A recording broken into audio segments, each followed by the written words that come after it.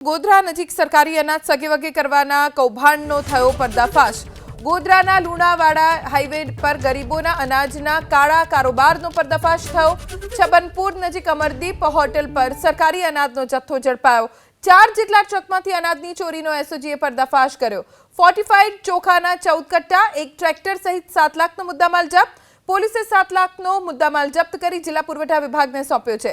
ગોધરા એફસીઆઈમાંથી અનાજનો જથ્થો ભરીને ટ્રક જતી હતી દાહોદ। છબનપુર નજીક હોટલ પર રાત્રિ રોકાણના નામે અનાજનો જથ્થો સગેવગે કરાતો।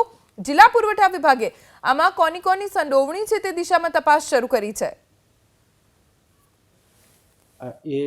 ટ્રેક્ટર અને ટ્રોલી છે અને મુદ્દામાલ સાથે 7 લાખથી વધુનો મુદ્દામાલ જપ્ત કરવામાં આવેલો।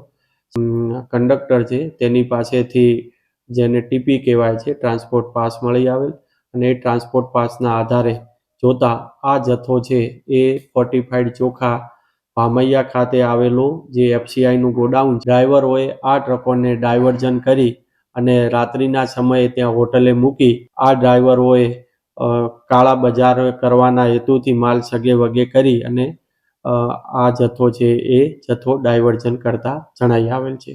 જેથી આ તમામે સામે એમના જવાબોને લઈ અને આગળની કાર્યવાહી હાથ ધરેલી।